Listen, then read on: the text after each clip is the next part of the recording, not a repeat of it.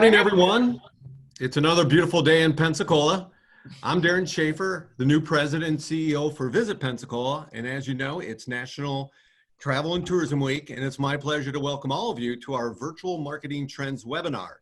This webinar is brought to you by the team at Visit Pensacola, and we're including some of our trusted vendors and partners. I really want to thank all of you for taking the time to join us this morning. I have been looking forward to this because we have a great lineup. We'll be hearing from Dana Young, President and CEO from Visit Florida, Amrita Gurney, Vice President of Marketing at CrowdRiff, and then the lead principals from our marketing agency, Showcase Pensacola. National Travel and Tourism Week is a week that we celebrate and honor our hospitality and tourism industry. I think it's important that we recognize the role our stakeholders, our businesses and individuals play in delivering that Pensacola experience. It's also a week that in normal circumstances, we would come together as an industry to brainstorm and share marketing efforts and really learn from the best of the best in the travel and tourism space. So since we can't get together this year, our goal is to bring this program to your computer screens, provide some insight that'll help everyone as we transition to this new normal. I'm excited to be part of the Visit Pensacola team, and I really am looking forward to meeting each of you in the coming weeks and months in person. With that said, I'd like to turn over the mic to Nicole Stacy, who is our Director of Marketing and Communications. She'll be serving as our moderator today, and we'll be introducing our first speaker. So Nicole. Thank you. So as Darren said, we're very excited to have you here today. This is an inaugural virtual webinar. So thank you for joining us. Our hope is that we can still get together and meet in person very soon, but maybe continue some of these virtual efforts as they're proving to be pretty successful. So without further ado, I'd like to introduce our first speaker. This is Dana Young. As Visit Florida's President and Chief Executive Officer, Dana leads Florida's official destination marketing organization in participation and in partnership with their board of directors and the statewide tourism industry. Throughout her career, Dana has served in leadership positions working to cultivate and protect Florida's exceptional business climate and a world-class quality of life. Dana served in the Florida House from 2010 through 2016, rising to Majority Leader for the 2015 and 2016 legislative sessions. In 2016, she was elected to the Florida Senate, where she represented parts of Western Hillsborough County for 2 years. Dana was appointed to the Visit Florida position by Governor Ron DeSantis in January of 2019. And in addition to her duties as president and CEO, she is a member of the U.S. Travel Association's Chairman's Circle. Dana is a sixth-generation Floridian and was born and raised in Tallahassee. She received her undergraduate degree in political science from Florida State University. And in pursuit of her interest in law and public policy, she graduated from the University of Virginia School of Law in 1993 and maintained a robust environmental law practice for many years. In her free time, Dana enjoys spending time in natural Florida and tarpon fishing with her husband. Tarpon fishing. Tarpon fishing with her husband, Matt, and two daughters, Alexandra and Carson. So without further ado, please welcome Dana. Thank you so much, everybody, and good morning. I'm assuming that you can hear me. So again, my name is Dana Young. The most impressive thing about that introduction, in my view, is the fact that I'm a sixth-generation Floridian. When I came into this job, I will tell you that I didn't know a lot about marketing. I know politics, I know law, but one thing I did know was the state of Florida and my love for Florida and its natural beauty and the amazing opportunities that we have for visitors here from, your area in Pensacola all the way down to the Florida Keys. I think we are unrivaled in our diversity in terms of opportunity and in terms of the people who live here. We are truly blessed, and I'm going to get back to that point in just a minute. But first, Darian, welcome. I really do look forward to meeting you in person very soon. And Nicole, thank you for working with our Visit Florida team to set this up today.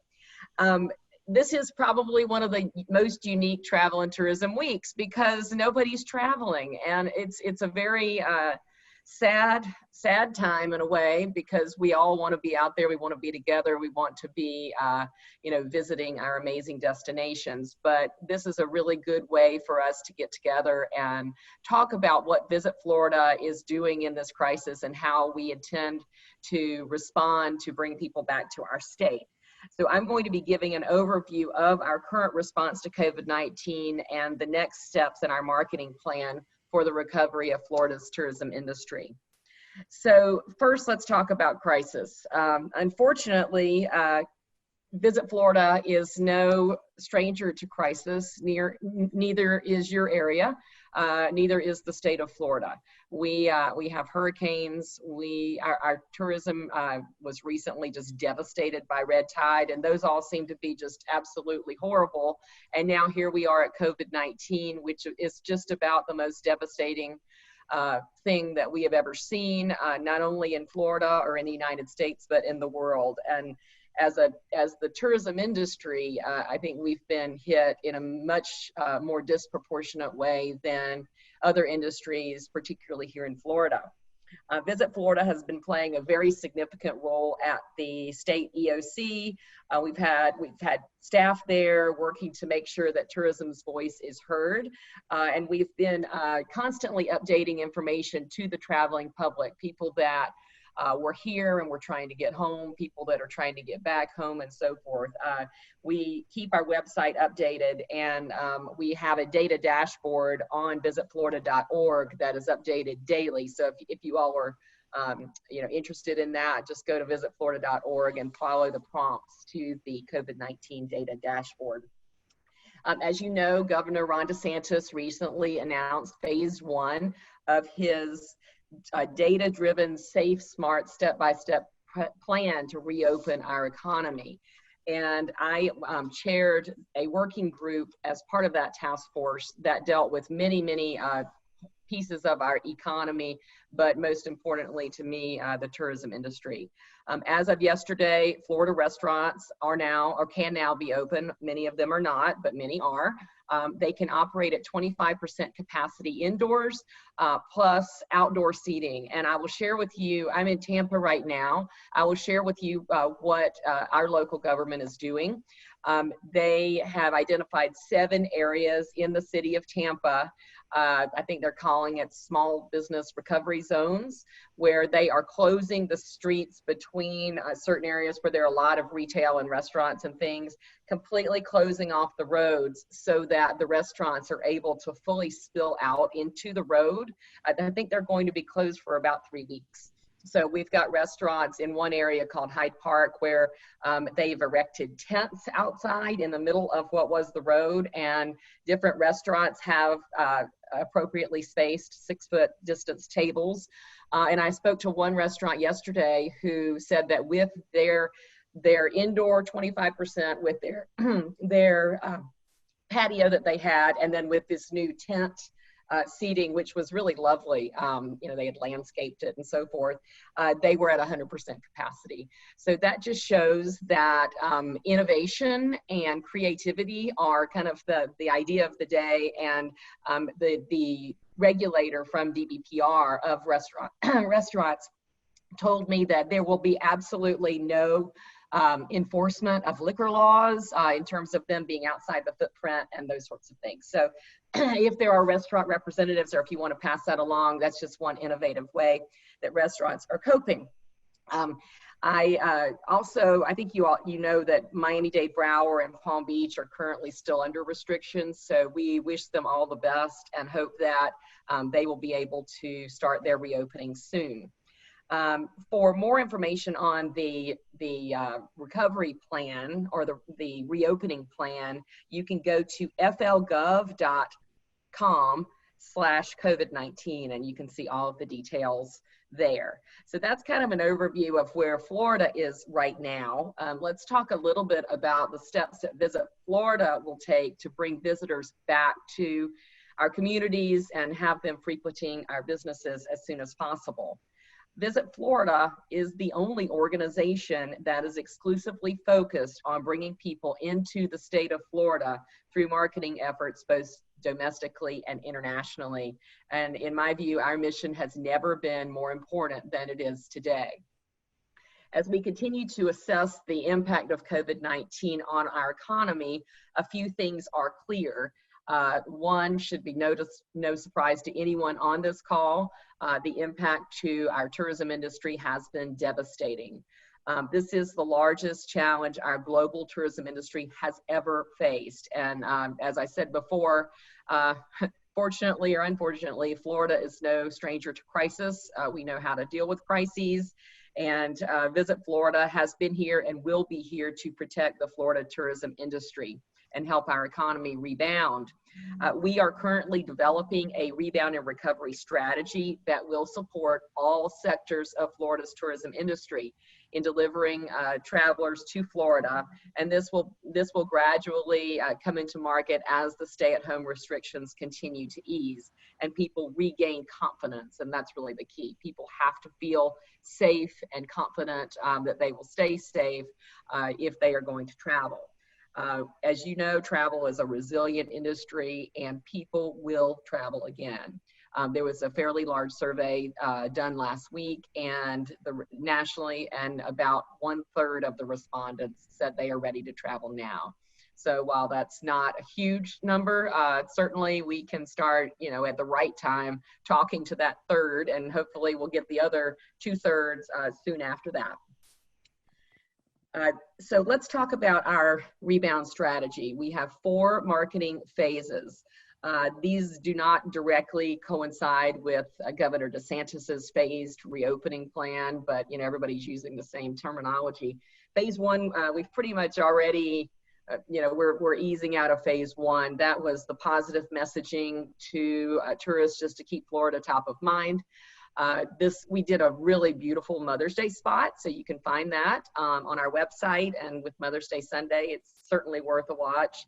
We've been getting really wonderful response, and that is airing all over the place on social.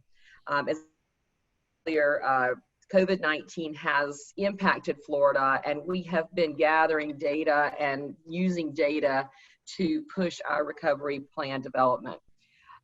So as we move into phase 2, which is really, we're starting to get in it now as things start to reopen in most of our state, we are going to be launching a marketing strategy focused on in-state travel. Given that Floridians will be in the best position to immediately travel close to their homes, probably feel more comfortable traveling close to their homes and their own automobile, we believe that marketing our wonderful state to people that already live here is really incredibly important to restarting our economy. We believe that the best way to immediately help our communities is for the entire Florida tourism industry, led by Visit Florida, to encourage Floridians to support local businesses by taking an in-state vacation. We're going to really try and invoke a sense of Florida pride by highlighting all of the beautiful and unique opportunities that can only be found here, including outdoor recreation and other activities that don't require an immense amount of human contact. And while Visit Florida in the past has focused really entirely on outside Florida domestic and international marketing, we believe that the willingness of people to travel is definitely going to come within driving distance of their homes, and so that is the right place for us to start. Marketing phase 3 takes that and kind of moves it to, as people start becoming more comfortable with the idea of travel. So this is a little bit further down the road. We will be looking at attracting U.S. domestic travelers and some international travelers if the international border bans or restrictions are lifted. While timing is contingent on obviously public health direction and the direction of policymakers, marketing for this phase will be guided by web traffic and other key vacation planning metrics that help us gauge out-of-state travel intent to Florida. In this phase, Visit Florida will work on building partnerships with businesses that directly deliver people to our state. So think airlines, OTAs, travel agencies, tour operators. We'll also be launching a marketing campaign directly focusing on people that our marketing data shows are more likely to travel within the next 1 to 6 months. So we're going to be focusing on these people that have, say, a higher risk tolerance that are ready to go. We want them to come when the timing is right. And finally, marketing phase 4 expands these efforts globally and ensures that Florida remains a top destination for travel. Our economic rebound, no joke, will take time. It is going to take a lot of time, but we are going to be here, and we are not taking our work in the past to build our international market share. We are not taking that lightly. We believe that we should be aggressive in this phase 4 in a long-term approach to continuing to attract visitors from countries such as Canada, the UK, and Latin America. Several states, I know through my state tourism director association, several states are not only ceasing international marketing, they are ceasing out-of-state marketing. They are focusing 100% of their budgets on in-state marketing only. So we believe that while we need to focus obviously on in-state and then domestic travel, that this is an opportunity for us, if we play our cards right, to build and increase our international market share. So in conclusion, thank you for letting me present our plan. I will tell you that Stacy Melman, our Chief Marketing Officer, is on the call and is available to answer questions, as am I. And I look forward to the rest of the presentation today, and I'm happy to answer questions whenever you have them, either now or at the end of the presentation. So thank you. Thank you so much, Dana. Does anyone have any questions? We've got a few minutes for questions before we move to Amrita from CrowdRiff. I have a quick question that has been coming up in our local market that, not to put anybody on the spot, but probably the biggest concern we hear right now is allowing our vacation rental homes, cabins, condos to start operating again and opening that back up. So that's probably the biggest pressing concern we have in our market, since a good amount of our lodging inventory is of that type. Well, that is clearly one of the biggest issues right now. Those decisions are being made in the governor's office. I know I've been copied on a lot of correspondence by unit owners who have made a good case for why this is particularly difficult for them. Mexico Beach, I had a conversation with Kimberly Shove, who many of you know, the other day, and you know, she makes a very compelling case. She said, look, we've been through everything, and they finally have 35 units that are available in Mexico Beach and ready to rent. They have no hotel.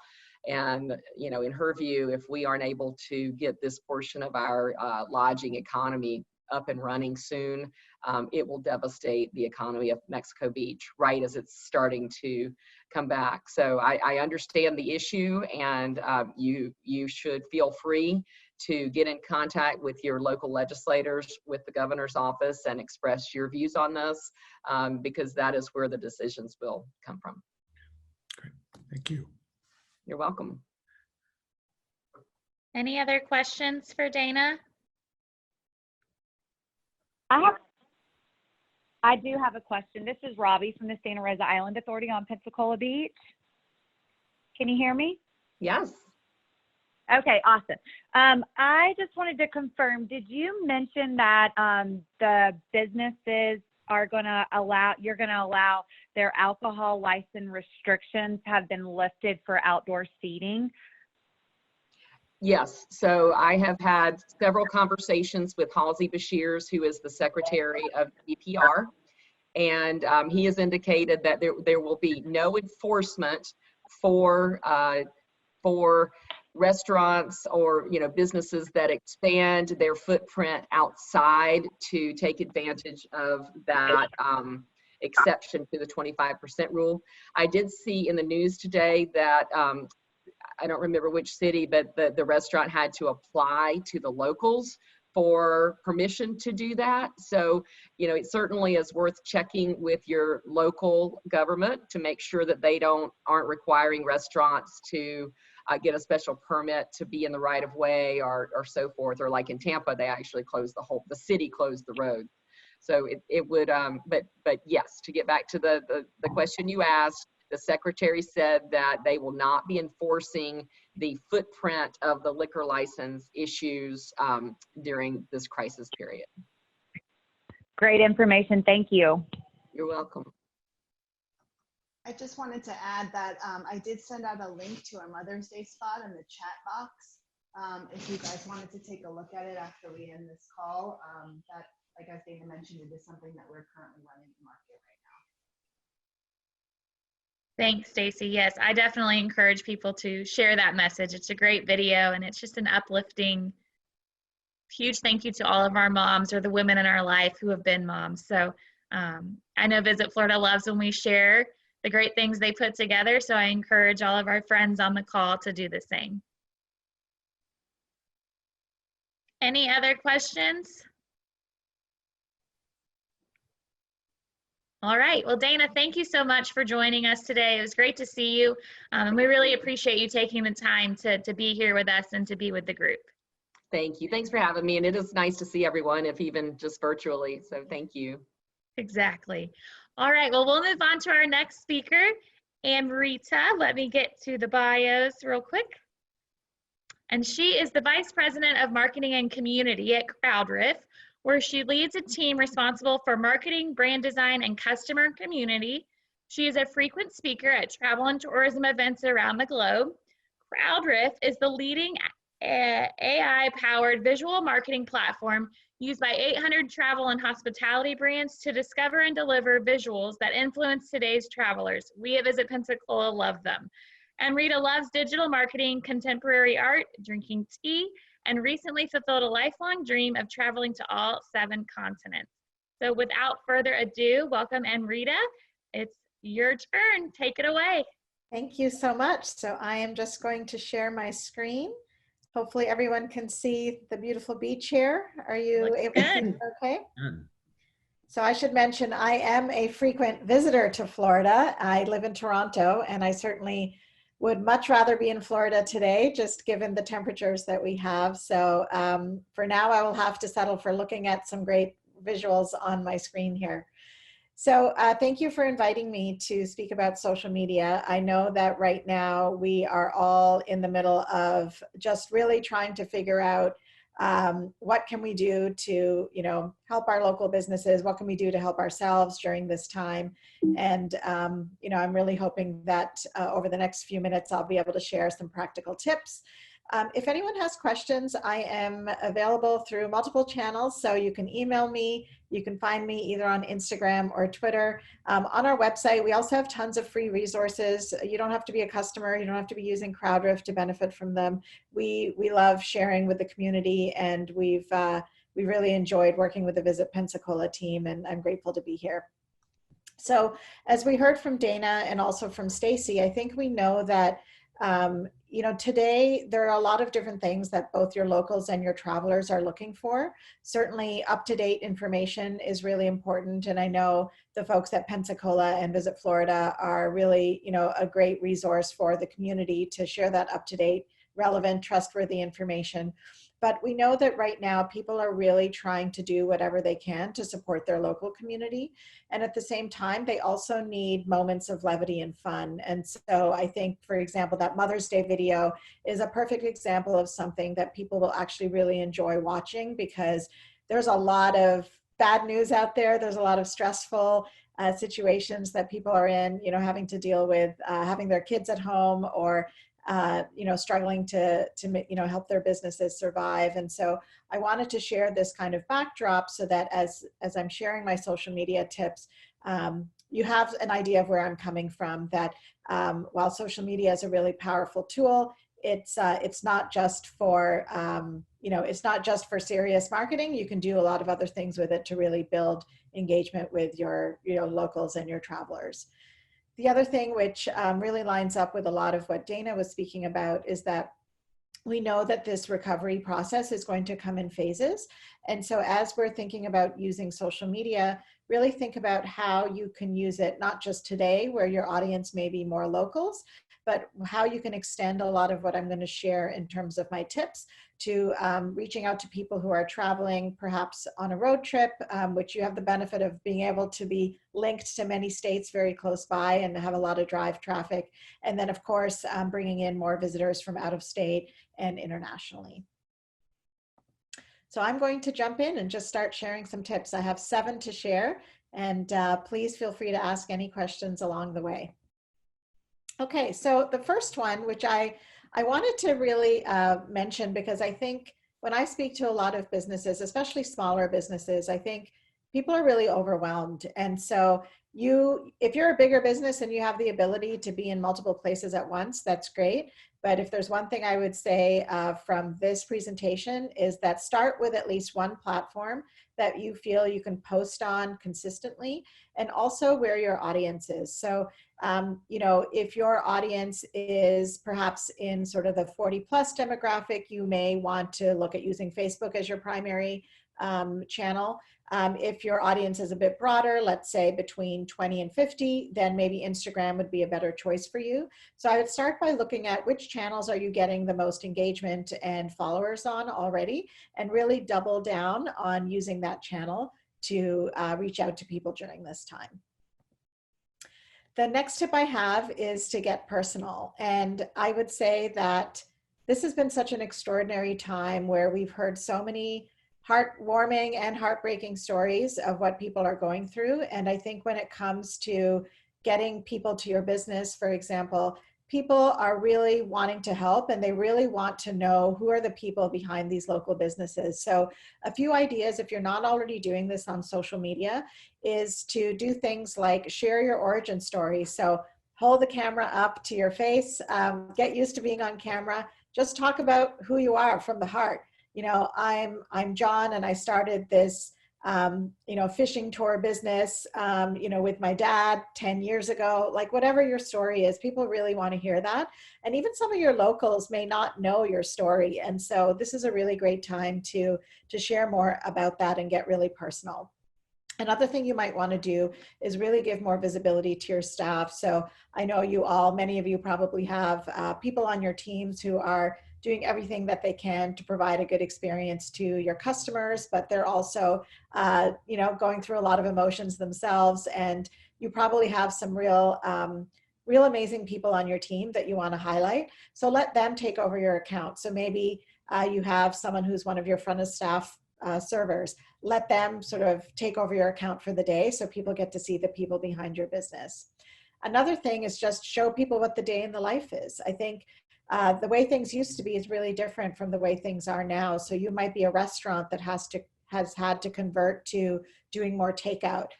Give people a sneak peek into all of the things that it takes to actually make that operation work from behind the scenes. And then the last tip I would share on that note is really focus on being authentic over being perfect. So perfect example, we are all listening into this webinar from our home offices, right? It's not, you know, we're all in different places. We have different backgrounds. We are used to now seeing people in their real life settings. And I think there's an expectation that that is what people are going to see. So don't worry about having the right lighting and, you know, expensive camera equipment. All of these tips you can do just with your phone. The next thing I want to talk about is hashtags, particularly on Instagram and Twitter. Hashtags are one of these things that are so much more powerful than I think people realize. And I remember even just a year ago, I was looking at what the hashtags were around Pensacola. I'm amazed at how many more posts exist today. So kudos to the Pensacola team. I think last year it was around 4,000. Now you're up to 12,000 posts that have been tagged with Experience Pensacola, which is amazing. And then on the left-hand side, you'll see there are so many other hashtags associated with Pensacola, with Visit Florida. If you tag your content, it is so much more likely that people are going to see it. And the reason why it's different now than it was maybe a year ago is that we've started to see a lot more data around the fact that posts with hashtags get much more engagement, and platforms like Instagram actually allow your locals and visitors to follow a hashtag. So if you're not using hashtags, definitely do that. This is an example from a local business in Pensacola that I think does a great job. And what they do, this is making me hungry. I'm looking at this before lunchtime, but what they do is they add their hashtag in the first comment to keep the captions really clean. So, you know, they talk about Cinco de Mayo and these amazing tacos that they're serving with a margarita. And then in the first comment, they add all the hashtags. So you can see, you know, love Florida, experience Picola, foodie, Florida's finest. All of these great hashtags are going to help that post get seen a lot more. The next is to really showcase your customers. So I think when it comes to social media and marketing in general, it may feel like you have to always be the star of the show. And really right now, more than ever, there is so much content being posted by your customers that you don't have to come up with all of the ideas of what to post. You just need to reach out and use their content because it's coming from their words, it's authentic. There are thousands of posts every day around Pensacola and Florida that you can use to leverage what people are seeing about your business. So a few tips, and again, I'm trying to make these tips okay for beginners or for some people who might be more social media experts. So hopefully some of these resonate with you. One of them is really simple. People are tagging you in their content. And if they're doing this on Instagram in particular, which is the focus of my talk today, Instagram and Facebook, it is so easy to just repost that to your Instagram story. It literally takes about 10 seconds. And this is a nice way to let them know that you've seen their post, that you're sharing it. People love being acknowledged. And then this is a nice way also to just keep your Instagram stories full of really authentic content. And I'll share an example in the next slide. The other thing is that when you are using a tool like Instagram, you just need to search your location tag. So in the case of Yummy, which I'll just go back here with, you can see that they have a location tag here. So you can just click on that tag and then you will see all the people who might have posted photos about your business and they might not have remembered to tag you, or maybe they didn't know what your hashtag was. So this is another way to find tons of content. But make sure that you ask permission before you repost. So in general, people are very happy for you to share their content, but at CrowdRiff, we always prefer to ask for permission instead of forgiveness, especially on social media where people can get very loud and you don't want an angry person saying, hey, how come you used my picture without asking me? So definitely ask for permission. All you need to do is send them a comment. Just say, hey, I love this photo. Can I post this to my feed? And then when you are mentioning somebody, whether it's in a Facebook post or Instagram or whatever tool you're using, really use that opportunity to give credit and tag that person because they will know that you use them and then they will likely share it with their feeds as well, which is a great way to get seen.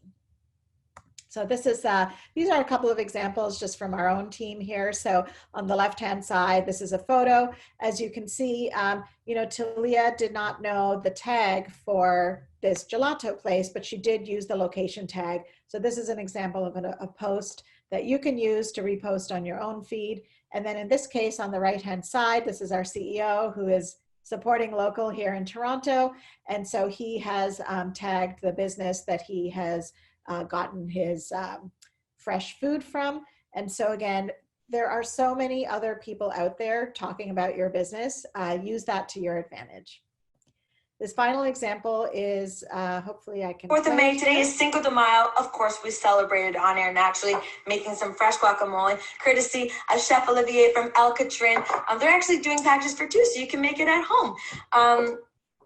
I don't know about you, but I'm gonna have this for breakfast and then margaritas later. So again, this is somebody else saying in her words how great this guacamole is. So use other people's voices to talk about your business. Number 5, as far as tips go, this is a really important one. This is really about partnering up. So again, there are a lot of different ways that you can partner with other people so you're not alone in this process. So the first thing that you could do is find other businesses. They could be other businesses in your neighborhood. They could be other businesses in Pensacola that target the same customer, and then bundle your offerings together. So you might have a clothing store and a boat tour. Maybe you wouldn't normally think of those two things living together, but I don't know about you. I like to look good even when I'm out on the water. And so that might be a nice way to bundle together a special package where you can offer that together. You can also coordinate, you know, a day or a week where you cross promote each other. So you can, let's say you bundle this offering, you can have a week where it's all about getting back out onto the water, and you showcase both of your businesses so that your audience gets to see some new things, and then you also get access to this other business's audience. And then don't forget to tag Visit Pensacola and use the Experience Pensacola hashtag, because it's a great way for the team at Pensacola to see your content, which means that they can also use it on their social channels as well. This is a really important one, which might sound really obvious, but you would be surprised. Right now, especially, people don't necessarily know, like, what's the best way to support my local business. They might not know, for example, that these new restaurant options that Dana talked about are available now. They may not know how to actually spend money, especially from their phone or from their computer. And so make it really easy for people to buy. I have a couple of examples here. This first one is also from a Pensacola business, H2O Grill and Bonsai Sushi Bar. So they've done a few things here, which I think are really good tactics to use. The first is that through Facebook, they're using this really easy call and order button. Like, it doesn't get easier than that. You press a button and you can call and place your order. The other thing is that they're repeating this information in the caption here. One of the things as marketers, I think that we always have to keep in mind, or if you're a business owner, repetition is really important. You know, for those of you who have kids, you probably know you have to repeat things a number of times for them to really hear what you're saying. Just in the same way with your locals and with your customers who are coming from other parts of Florida, just repeat that offering so that they know exactly how to spend money with your business. So in this case, they're sharing the details here. And then again, I am a big proponent of visuals.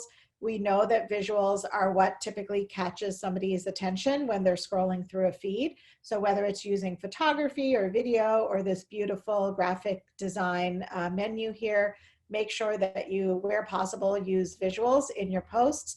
They'll get a lot more attention. This next example, again, is super simple. This is a local shoe store in my neighborhood. And all she does is she says, every day she posts, she goes into her store, which is closed right now, and she takes pictures of what's in her store. She posts what the prices are on her Instagram stories, and all you have to do is DM her to purchase. And we have something which is similar to Venmo. It's like an e-transfer here in Canada.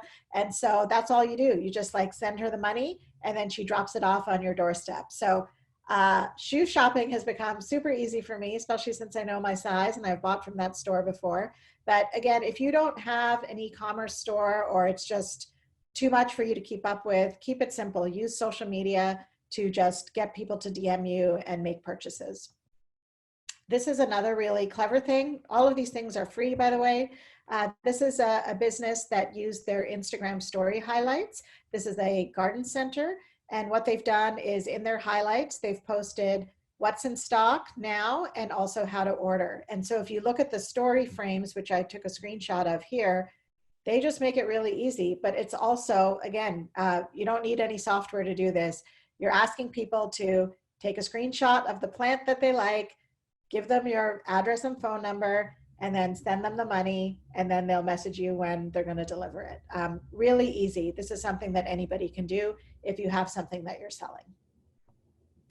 And then this last example is something that is new from Instagram. So they now have stickers that you can put on your stories so that you can actually send your visitors directly to your delivery partner, like you see in this example here on the left. And then there's also a new gift card option. So I know some of you don't have an option to be able to send some kind of physical product to customers right now, but you may be able to sell gift cards so that at least you still have some money coming in, and people can use that later once restrictions are lifting and they can come and frequent your business. So Instagram now also has this gift card option, which is free to use. So my last tip here is around live video, which has really exploded during this crisis. I think that we've really seen people get super creative. As Dana mentioned, people are extremely resilient and really creative and having to reinvent themselves. And some of these things are tips that you're probably going to be able to use even later, but I'll show you a few examples here. So again, whether you're on Facebook or Instagram, this is an example from Instagram. I just wanted to show how to make a live video for those of you who may have never done this before. So this is me on my Instagram stories.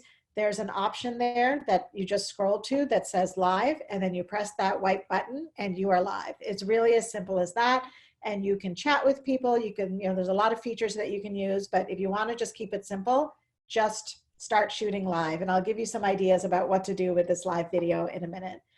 Once your live video is finished, Instagram and Facebook both give you the option to actually share that video and save it. So the good news is that it's not something that just lives once and then you don't see it again.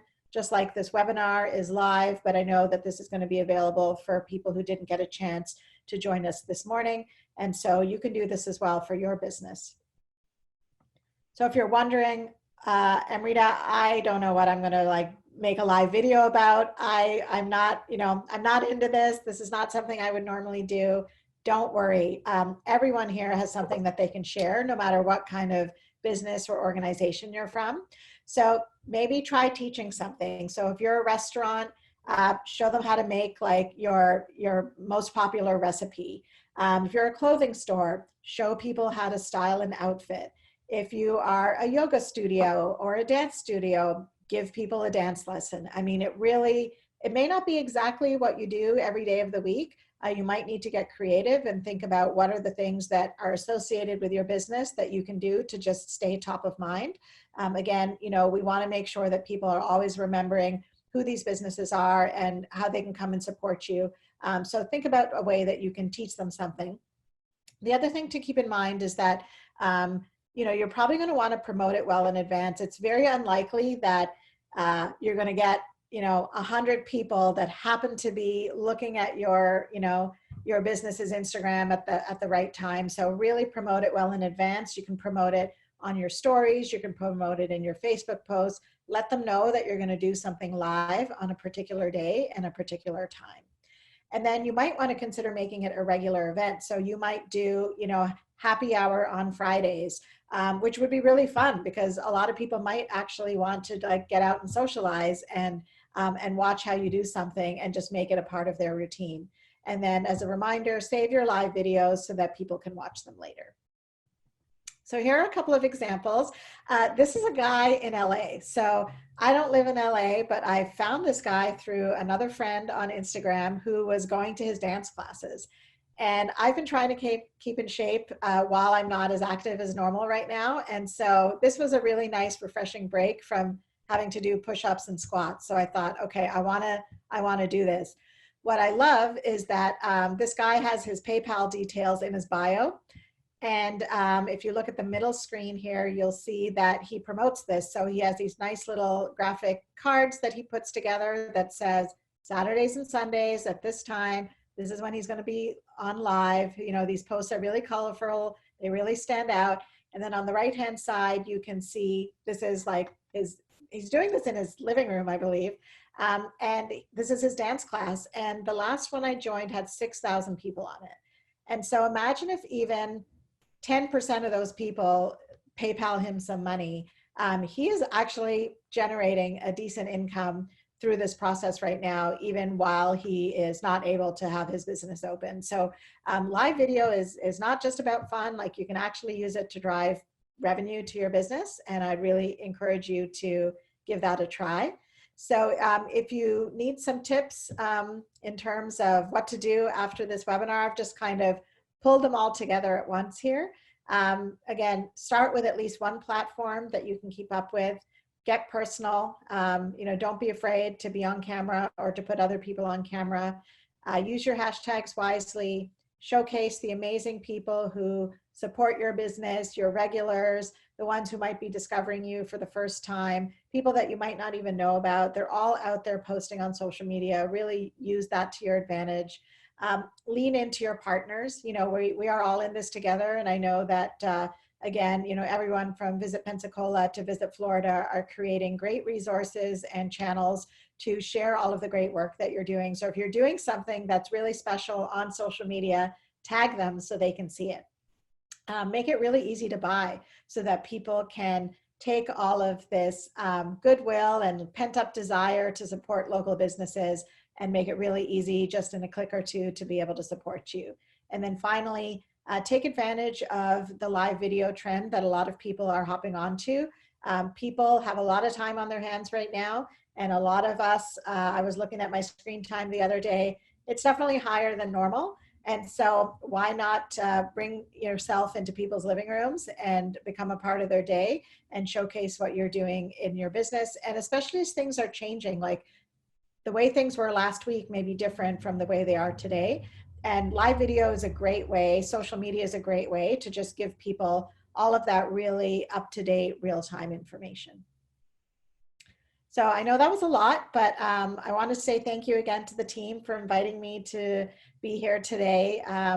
You know, I know that everyone is going to get through this. It's not going to be easy, but there's a lot of great hope in what we're hearing from our governments and from traveler behavior. We know that people are not going to stop wanting to travel. They're not going to want to stop coming to visit your beautiful destination. And I hope some of these tips are useful to you as you navigate this time and start planning for a return to normal. Thank you. And thank you so much for the tips. I think that it was a well-rounded, you know, from a beginner to someone that does it every single day. So I really appreciate your time. Does anyone have any questions? You can put them in the chat box, or you can just jump on with us.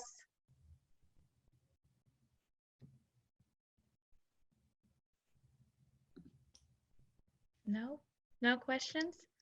All right. Well, as Amrita said, she is easy to track down if you have any additional questions, or you can always reach out to us at Visit Pensacola. We have a great working relationship with the CrowdRiff team, and we're appreciative of their efforts as we are with everyone else on the call. So thank you for your time again today. My pleasure.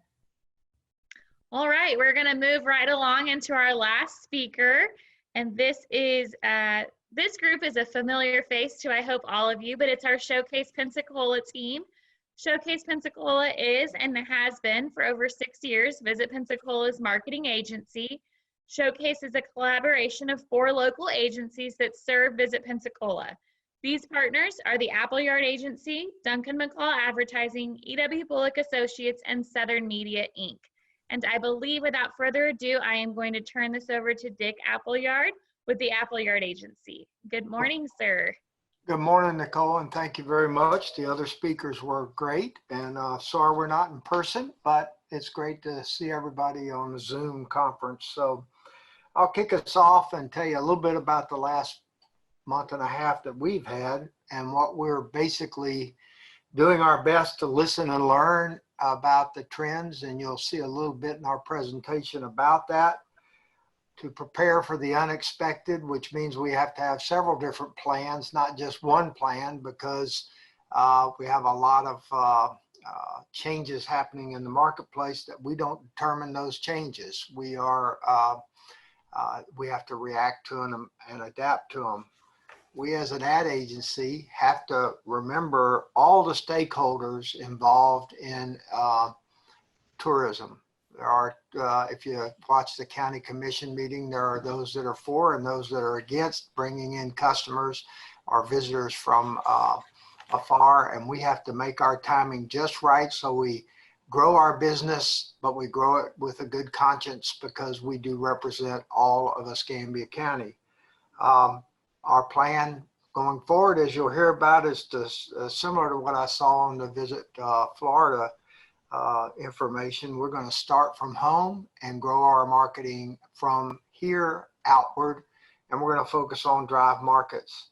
We do understand that we have to be flexible and we have to be ready for any change or turn that might happen within the marketplace. So we have more than one plan that we're and creative that we might be working with.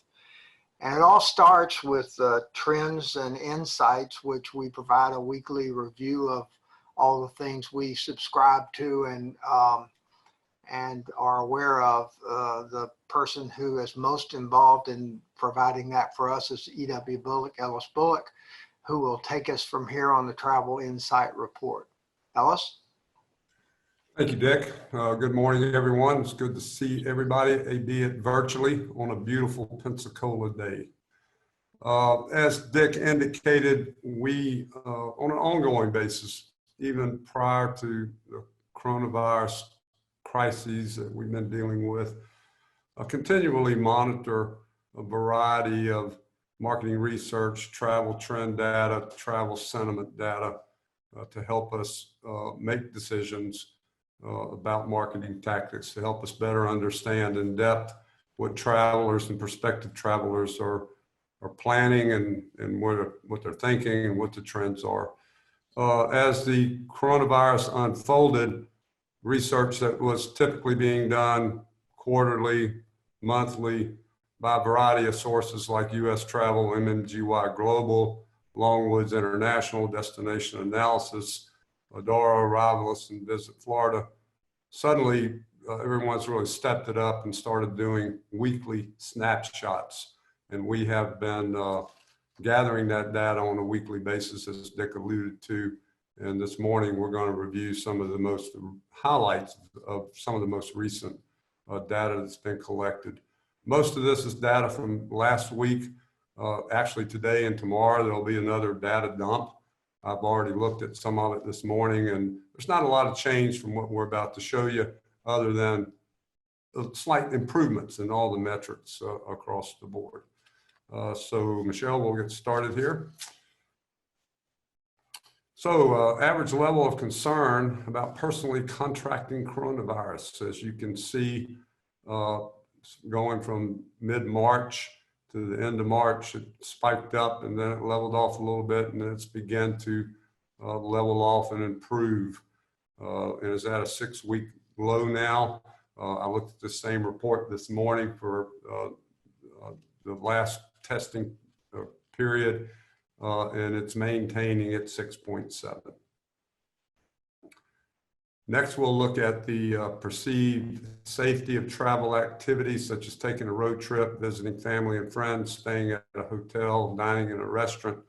You can see that they are improving each week, but they're still way below normal levels. You also look over on the right side of this graph, you see the least desired travel activities are cruise lines and traveling outside the US and attending large events. And I think it'll be a while before we start seeing any major improvement in those type of activities. But it's encouraging to see taking road trips and visiting friends and relatives, staying in hotels are starting to improve. And average level of excitement about taking a weekend getaway within the next month. Again, this is improving. They're depressed, but they're currently at a 5-week high. So that is encouraging.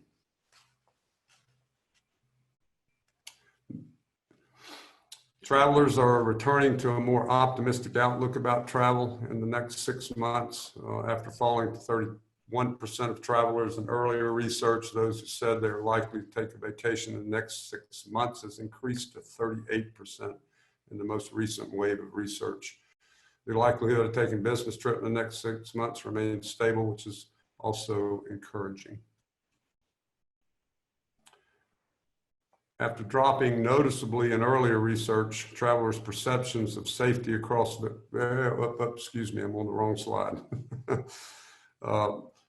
Road trips to travel destinations closer to home will be key trends driving travel growth as the coronavirus fades.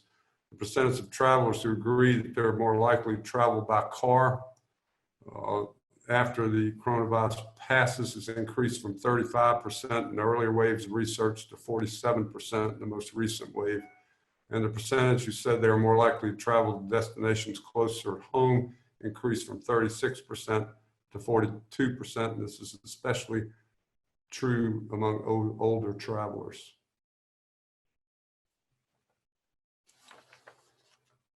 A slowing spread of coronavirus worldwide and the CDC reducing risk advisory levels continue to be the most important factors in the decisions to travel in the months ahead. However, there are signs travelers are increasingly looking for travel restrictions to be lifted to make travel decisions. The percentage of travelers who are indicating easing of travel restrictions would impact their decision to travel increased from 45% in earlier waves of research to 53% in the most recent wave.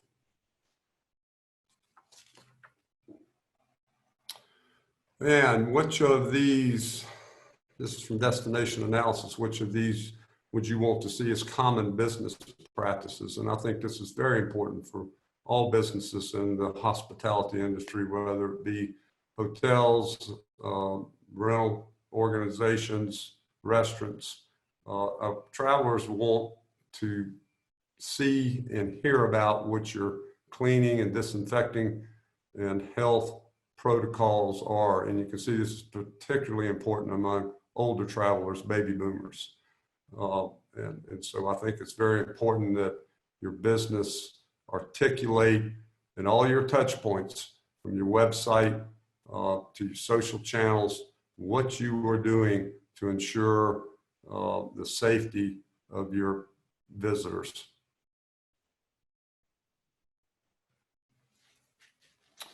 And Google searches related to Pensacola travel, going back into early February, you can see that they started to climb as we got into spring break season and hit its peak right before the middle of March. And then boom, we got hit with the virus. And you can see it decreased significantly as we got into April.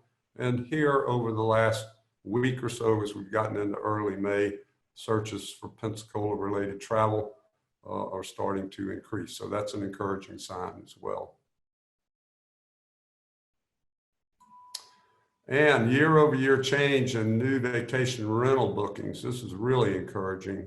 These are people that, even though rentals are still closed down in Florida, people are booking rentals, and we're actually up over a year ago levels at this point in May. This was from yesterday. And this is for Northwest Florida region. So this is encouraging as well. But it's interesting that it's up over last May. I think that indicates, one, pent-up demand, but I also think that it indicates a propensity to prefer rental properties over hotels. Again, back to the importance of hotels articulating clean and safe protocols that they're implementing, because this, to me, reflects that people are more willing to stay in rental properties than they are hotels. And at this point, I'm going to turn it over to my teammate, Michelle Crowley, who is going to outline our rollout to recovery. Thank you.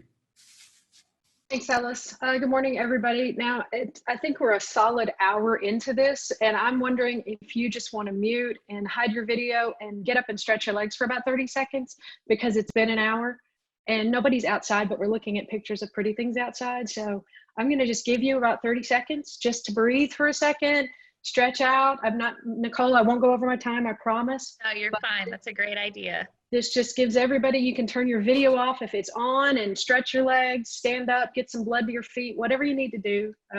Take a sip of water, something. We're going for authentic, not perfect, right? That is true. 30 seconds. We won't start without you, I promise.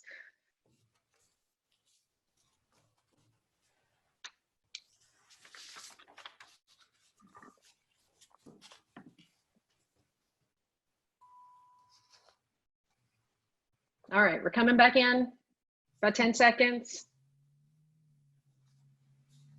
We won't count it down like a shuttle. It's not anything that big, but all right, let's get into this. I think this is the last segment of this, Nicole, am I right about that? All right, we're in it. Just a few more minutes and we'll get through. So we're gonna talk about the rollout to recovery, which we cannot talk about without discussing the two main things that we see as showcase that are going to impact this process. The first of which, experience limitations. Public health restrictions will impact this travel experience. Of course, that's going to hold true for many destinations, but for us, for Showcase in terms of messaging, these vibrant experiences are what we use to differentiate ourselves from our neighbors.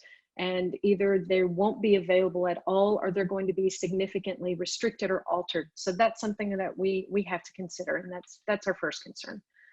The second concern is traveler sentiment, as you heard from Ellis, and you can see on the right edges of these graphs, there's definitely an increased uptick in the likelihood of taking a trip. And despite the May numbers for vacation rentals, there's still significantly smaller interest in making plans to travel than there was just a couple of months ago. So those are things we have to think about. And when you combine that with how people are feeling about travel, it sort of runs the gamut from I'm not going anywhere to the folks who are just a tiny bit more comfortable stepping out and doing their thing, to the people who are waiting for the green light to come on and go, and then that 1 in 3 traveler that Dana talked about who's just going to go regardless. It doesn't matter, throw caution to the wind, let's get out of here. So we have to consider all of these feelings and the data. And when we do, and Dana also spoke about this, research indicates that all of those feelings are going to lead people to test the waters over time and then slowly expand their travel options. So when the time is right for us to move forward with advertising, we'll apply that same pattern to our own audiences, and geo-markets will start with a staycation and then broaden that circle until we're engaging with our full range of potential visitors. And then again, always keeping the public safety directives in mind, we'll set up those audiences in a series of rollout stages. We'll start in the middle of that travel comfort circle and then move outward, expanding the reach over time. Working this way serves 2 purposes. First, we'll engage with potential travelers where they're comfortable. And then second, it helps protect our budget. So by delivering the right message at the right time, we go a really long way to securing a solid return on investment. So if we combine some thoughts here, we take a look at those stages aligned with geography. Stage 1, we start close, expand our tactics and geography in stage 2, and then on in stage 3, we're back to the full funnel and audience reach. So that's our method for rolling things out.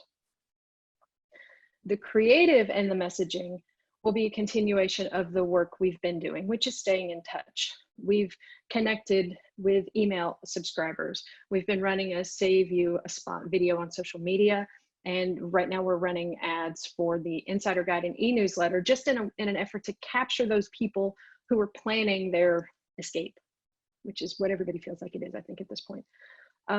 Monday, starting this past Monday, it's Blur's Day, so Monday the 4th, we shifted our Save You a Spot message slightly and reconnected with a few targeted drive markets. And in about 10 days, we'll expand that in social media and pre-roll. There's not a strong call to action with this, so we felt like it was a safe message to keep pushing, and it acts as a solid reminder that we're here and that we've saved you a spot. From our miles of sugar white sand and emerald Gulf waters to our picture-perfect blend of arts, history, and charm, folks have always come to our shores to escape, refresh, and recharge. It may take some time before you can get back to fully enjoying Pensacola's many experiences. We long for the days just like you do, and when the time comes, we'll be here. So until we see you again, please take care of one another. In the meantime, we'll save you a spot in the sand.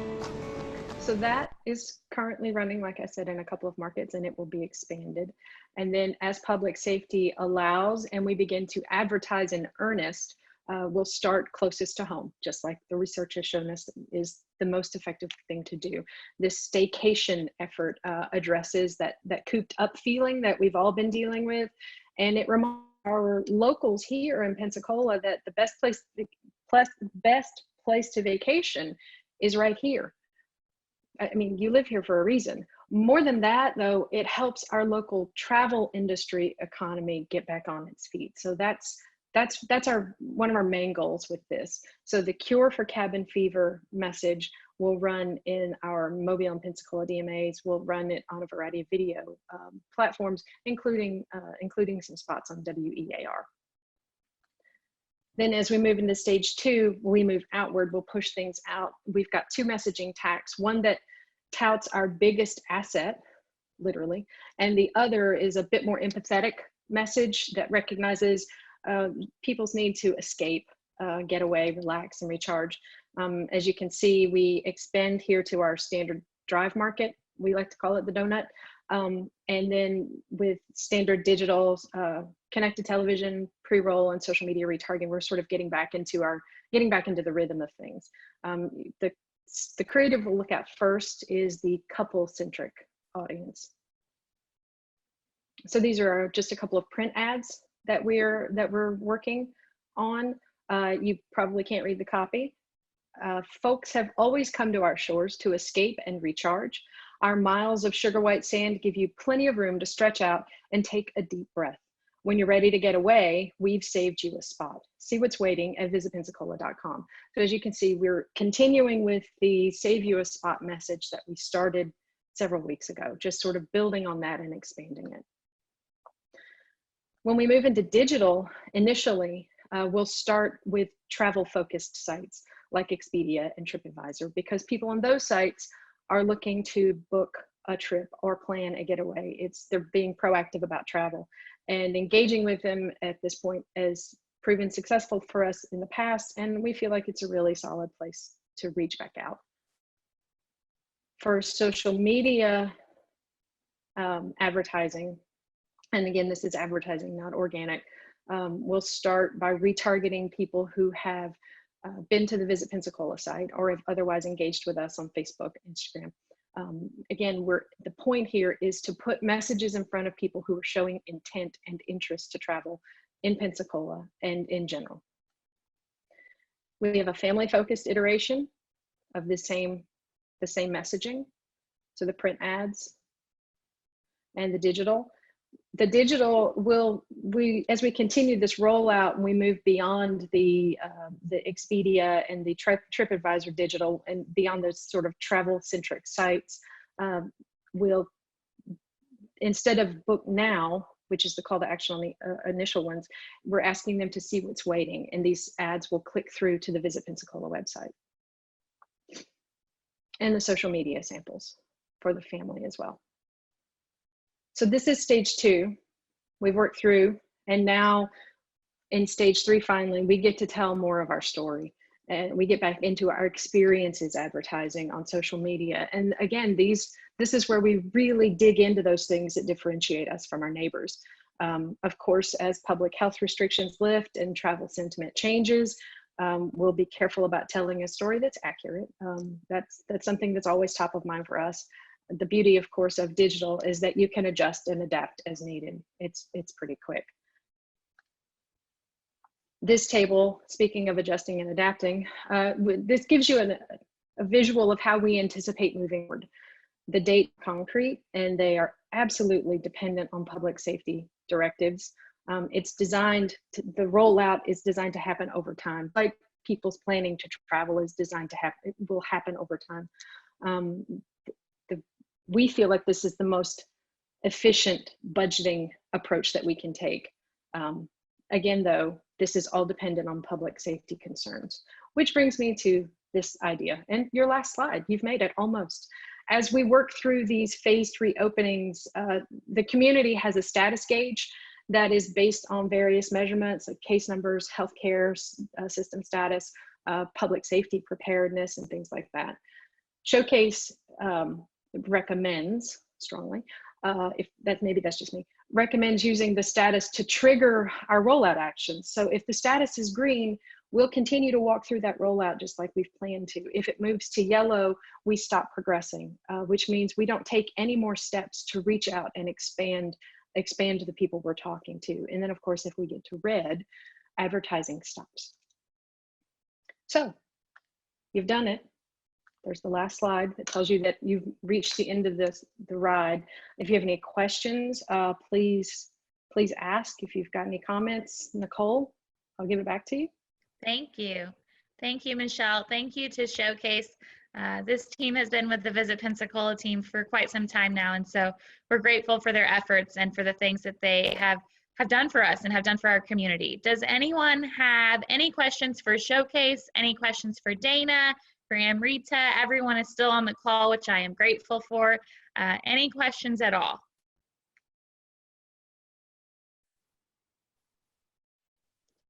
Tina Newton says this was great information. Thank you, Tina.